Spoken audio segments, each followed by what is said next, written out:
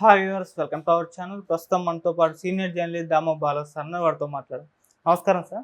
Sir, Pinnelli arrest అయ్యే అవకాశం ఉంది అని అంటున్నారు సార్. అంటే పిన్నెల్లి బాధితులు ఎవరైతే ఉన్నారో సుప్రీంకోర్టుకి వెళ్ళడం జరిగింది సార్. హైకోర్టులో బెయిల్ ఇచ్చారు కదా, దానిపైన మరి ఇప్పుడు ఈ బెయిల్ క్యాన్సిల్ చేసే ఛాన్సెస్ ఏమన్నా ఉన్నాయా? పిన్నెల్లి అరెస్ట్ అవుతారంటారా లేదా సార్? పిన్నెల్లి విషయం ముందు నుంచి కూడా వివాదాస్పదంగా ఉంది. పిన్నెల్లిని అరెస్ట్ చేయమని ఈసీ చాలా ఆగమేఘాల మీద ప్రకటించడం, దానికి తగినట్టే పిన్నెల్లి కూడా ఎస్కేప్ అయిపోయి పోలీసులకు దొరకకుండా తప్పించుకోవడం, చివరికి హైదరాబాద్లో పోలీసులు రుద్రారం దగ్గర చేజ్ చేస్తే కారులో డ్రైవర్ అండ్ బాడీ గార్డ్ మాత్రం ఉన్నారు, వాళ్ళిద్దరిని అరెస్ట్ చేశారు. పిన్నెల్లి దొరకలేదు. చివరికి పిన్నెల్లి ముందస్తు బెయిల్ కోసం హైకోర్టులో పిటిషన్ వేశాడు, బెయిల్ పిటిషను. దానికి సంబంధించి హైకోర్టు బెయిల్ ఇచ్చింది. అయితే కండిషనల్ బెయిల్ ఇచ్చింది. అయితే ఈ లోపల మళ్ళీ మరి తెలుగుదేశం వాళ్ళు ప్లాన్ చేశారా, లేకపోతే ఇక్కడ ఈసీనే చేసిందా తెలియదు. కానీ ఎందుకంటే తెలుగుదేశానికి ఫేవర్గానే ఈసీ పనిచేస్తుంది, కూటమికి ఫేవర్గానే పనిచేస్తుంది అనేది మనం ఆల్రెడీ చాలాసార్లు చెప్పుకున్నాం. ఆ క్రమంలో ఇతని మీద ఎప్పుడో కేసుని, అంటే 13వ తేదీ చేస్తే 22వ తేదీ వరకు సిఐ నారాయణ స్వామి సైలెంట్గా ఉండి అప్పుడు ఆయన మీద కేసు పెట్టారు. సో నన్ను చంపడానికి ట్రై చేశాడని హత్యా ప్రయత్నం మీద పెట్టారు. అట్లాగే నంబూరి శేషగిరిరావు అనుకుంటా ఆయన పేరు, ఆయన తన మీద హత్యాయత్నం చేశాడని ఇంకొక అటెంప్ట్ మర్డర్ కేసు పెట్టారు. ఈ 2 కేసులు పెట్టిన తర్వాత వాళ్ళకి ఈ రెండింటి మీద కూడా ఆయన హైకోర్టుకి వెళ్ళాడు. ఎవరు? పిన్నెల్లి. ఈ రెండిట్లో ఇవ్వమనండి, కావాలనే పెట్టారు ఇవి అని చెప్పి. ఎందుకంటే వీళ్ళు ఇప్పుడు నీ మీద దాడి చేస్తే నువ్వు ఈ రోజో రేపు కేసు పెట్టాలి, కానీ 10 రోజులు ఆగి ఎందుకు పెడతావు? సో దాంట్లోనే క్లియర్గా అర్థమవుతుంది కదా. అంటే ఈయన మీద 7 ఏళ్ల కంటే పైన జైలు శిక్ష పడే సెక్షన్లు లేవు అన్న వాదనని వీళ్ళ అడ్వకేట్ నిరంజన్ రెడ్డి హైకోర్టులో వాదించాడు.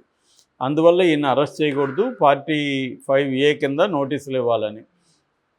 ఆ పాయింట్ కోసం వీళ్ళు ఏం చేశారంటే 8 ఏళ్ళు పైన జైలు శిక్ష పడే సెక్షన్లు పెట్టాలి కాబట్టి హత్యాయత్నం పెట్టారు కావాలని. సో ఇది ప్లాన్డ్గా వైసీపీని చేసింది, అధికార యంత్రాంగం తెలుగుదేశం చేసింది. అధికార యంత్రం కూడా తెలుగుదేశానికి అనుకూలంగా పనిచేసినట్టుగా అర్థమవుతుంది. ఈ క్రమంలో 2 పరిణామాలు చోటు చేసుకున్నాయి పిన్నెల్లి కేసులో. ఒకటేమో పిన్నెల్లి తన కేసులకు సంబంధించి విచారణ అధికారులే కావాలని నా మీద కేసులు పెట్టి వేధిస్తున్నారు, ఇప్పుడు వాళ్ళే నన్ను విచారిస్తే న్యాయం నాకు జరగదు, వాళ్ళని మార్చండి అనేది హైకోర్టుకి వెళ్ళాడు. సో హైకోర్టు ఈ విషయాన్ని మీరు ఏం చర్య తీసుకుంటున్నారో మాకు చెప్పండి అని ఎలక్షన్ కమిషన్కు పెట్టింది.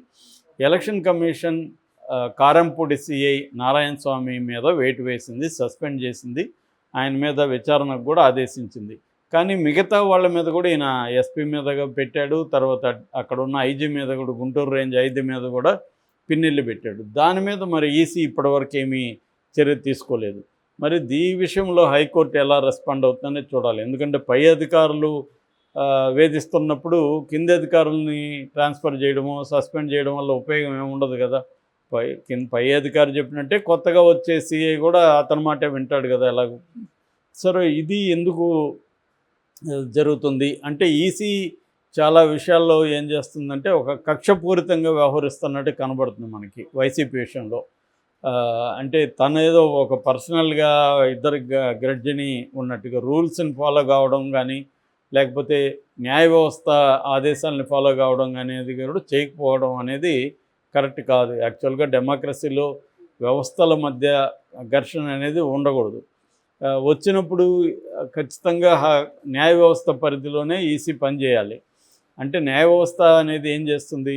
రాజ్యాంగాన్ని పరిరక్షించేదానికి ట్రై చేస్తుంది. రాజ్యాంగానికి భిన్నంగా ఎవరైనా ప్రవర్తించినప్పుడు ఖచ్చితంగా న్యాయ వ్యవస్థ జోక్యం చేసుకుంటుంది. అది ఎవరైనా గవర్నమెంట్ ఇప్పుడు ఒక చట్టం తెచ్చింది, ఆ చట్టం అనేది రాజ్యాంగానికి లోబడి ఉండాలి. రాజ్యాంగాన్ని ధిక్కరించే విధంగా, రాజ్యాంగాన్ని బ్రేక్ చేసే విధంగా ఆ చట్టం ఉన్నప్పుడు కోర్టులు జోక్యం చేసుకుంటాయి. ఆ చట్టంలో ఎక్కడ ప్రాబ్లం ఉందో అక్కడ కోర్టులు దీన్ని తొలగించనని చెబుతాయి. కాబట్టి క్లియర్గా ఏంటంటే రాజ్యాంగానికి లోబడి ఈ ఎలక్షన్ కమిషన్ అయినా పనిచేయాల్సి ఉంటుంది. కానీ మన దేశంలో పరిస్థితి ఏంటంటే సెంట్రల్లో ఏ ప్రభుత్వం ఉన్నా అన్ని వ్యవస్థల్ని తన గుప్పెట్లో పెట్టుకోవడానికి ట్రై చేస్తుంది. గతంలో కాంగ్రెస్ అదే పనిచేసింది. ఇప్పుడు బీజేపీ ఇంకా ముందుకెళ్ళి సిస్టమేటిక్గా వ్యవస్థలన్నింటినీ నాశనం చేసుకుంటూ వాటి అటానమీని దెబ్బతీస్తూ తన వైపు తన కంట్రోల్లోకి తీసుకోవడానికి బీజేపీ ప్లాన్గా చేసుకుంటూ వెళ్తోంది. అందుకని ఎలక్షన్ కమిషన్ని కూడా ఎలక్షన్ కమిషన్ నియమించే కమిటీలో సుప్రీంకోర్టు న్యాయమూర్తి ఉంటే దాన్ని తీసేసి సపరేట్గా బిల్లు చేసి అందులో మోడీ, క్యాబినెట్ మినిస్టరు, తర్వాత అపోజిషన్ పార్టీ పార్లమెంట్ లీడరు ముగ్గురు ఉంటారు. నేచురల్గా మెజారిటీ ఎవరిదైతే వాళ్ళు చెప్పిన అతనే ఎలక్షన్ కమిషనర్గా ఉంటాడు. సో సెంట్రల్ ఎలక్షన్ కమిషనర్ ముగ్గురు ఉంటే ఆ ముగ్గురిని కూడా మోడీనే నియమించాడు. సో మోడీ నియమించినప్పుడు వాళ్ళు మోడీ కంట్రోల్ ఉంటారు. ఇక్కడ మోడీతో పొత్తుంది కాబట్టి క్లియర్గా ఎలక్షన్ కమిషన్ ఆంధ్రప్రదేశ్లో వైసీపీకి యాంటీగా, కూటమికి అనుకూలంగా ప్రతి విషయంలో ప్రవర్తిస్తున్నట్టుగా ఎవరికైనా అబ్జర్వ్ చేసే వాళ్ళకి మనకు అర్థమైపోతుంది. ఇదే పని గతంలో 2019లో తెలుగుదేశానికి యాంటీగా ఇదే పని చేసింది. అప్పుడు తెలుగుదేశాన్ని ఇదే విధంగా ఇబ్బంది పెట్టింది, తెలుగుదేశానికి వ్యతిరేకంగా పనిచేసింది. అందుకనే చంద్రబాబు ఈసారి బీజేపీ వద్దని అందరూ అంటుంటే కూడా ఎందుకు కలిశాడంటే దీనికోసమే. ఎలక్షన్ కమిషన్ మనతో కలిసి పనిచేస్తే మనం ఎన్నికల్లో గెలవడానికి ఈజీ అవుతుందనేది చంద్రబాబు అప్పుడు నేర్చుకున్న గుణపాఠాన్ని ఇప్పుడు అమలు చేశాడు. ఇప్పుడు అది వర్కౌట్ అయింది చంద్రబాబుకి. సో ఆ రకంగా వైసీపీ వాళ్ళ మీద కేసులు పెట్టడం, వైసీపీ వాళ్ళని వేధించడం, తెలుగుదేశంలో తప్పులు జరిగినా కూడా వాళ్ళని వదిలిపెట్టడం జరుగుతుంది. మనకి తాడిపత్రిలో కూడా చూస్తే ఇద్దరు కొట్టుకున్నారు, ఇద్దరు ఒకరికొకరు తక్కువ కాదు. కానీ కేతిరెడ్డి ఇంటి మీదకి పోలీసులు వెళ్ళి అక్కడున్న సీసీటీవీ కెమెరాలంతా కూడా ధ్వంసం చేసి అక్కడ దాడి చేసి అక్కడ బయట పడుకొని ఉన్న అనుచరులంతా తీవ్రంగా కొట్టి వాళ్ళందరిని అరెస్టులు చేసింది. అదే జేసీ ప్రభాకర్ రెడ్డి మీద ఏమి చర్యలు లేవు. క్లియర్గా అలాగా అనేక చోట్ల జరుగుతుంది. సో దీనికి ఎలక్షన్ కమిషన్ బాధ్యత వహించాలి. ఎలక్షన్ కమిషన్ 4 రోజులు అధికారంలో ఉంటుంది. ఆ తర్వాత మళ్ళీ గవర్నమెంట్ ఫామ్ అవుతుంది. కానీ ఈ 4 రోజులు వీళ్ళు చేసే పనుల వల్ల అనేక అల్లర్లు, అనేక అరాచకాలు, అది ఒక్కరోజు ఆగదు కదా. ఒకసారి నువ్వు అగ్గి ముట్టించేసి వెళ్ళిపోతే ఆ అగ్గి ఎప్పుడు ఆరేది? సో ఒకప్పుడు ఆమె మల్లికా గార్గ్ ఎస్పీ చెప్పినట్టుగా ఒకప్పుడు పల్నాడు అంటే ఎవరికి తెలియదు దేశంలో. ఇవాళ పల్నాడు అంటే ప్రపంచం అంతా, దేశం అంతా తెలిసిపోయింది. దీనికి అది కూడా ఎలా తెలిసింది? నెగిటివ్గా తెలుస్తుంది. పల్నాడు అంటే వైలెన్స్ అని. ఒకప్పుడు రాయలసీమ అంటే వైలెన్స్ అని సినిమాలు అవి ఇవి ఉన్నదాన్ని భూతద్దంలో చూపించి రాయలసీమ అంతా కూడా ఫ్యాక్షనిస్టులే ఉంటారు, అక్కడ అసలు వైలెన్సే ఉంటుంది. చివరికి ఒక సినిమాలో అయితే వాళ్ళు తినే తిండి కూడా అతి భయంకరంగా, రాగిముద్ద, కృష్ణవంశీ సినిమా అంతఃపురం, అది ఆ రాగిముద్ద చికెన్ తినడాన్ని కూడా అదేదో బీభత్సంగా తింటున్నట్టు, వాళ్ళు అసలు నాగరిక మానవులుగా అన్నట్టు చూపించారు. అలాగా చూపించి వాళ్ళ మీద ఇతర ప్రాంతాల వాళ్ళకి కడప అనగో కర్నూలు అనగానే వీళ్ళేదో ఫ్యాక్షనిస్టులు అని చూడడం మొదలైపోయింది. అలాగా ఇప్పుడు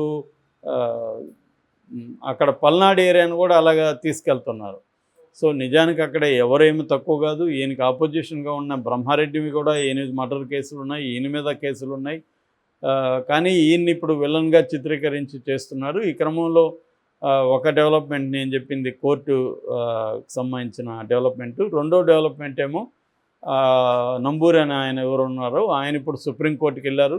హైకోర్టు బెయిల్ ఇవ్వడాన్ని వ్యతిరేకిస్తూ ఆయన వెళ్ళాడు. అతనికి బెయిల్ ఇవ్వద్దండి, అతను నన్ను హత్యాయత్నం చేశాడు, సో అతను బయట ఉంటే నాకు ప్రాణాలకు ప్రమాదం, అతను జైలు వేసేయండి అని అతను వెళ్ళాడు సుప్రీంకోర్టు రేపు విచారణ జరుపుతుంది. మరి ఆయన అరెస్ట్ అవుతాడా లేదా ఈయనకి సెక్యూరిటీ ఇమ్మంటారా అనేది చూడాలి మనం.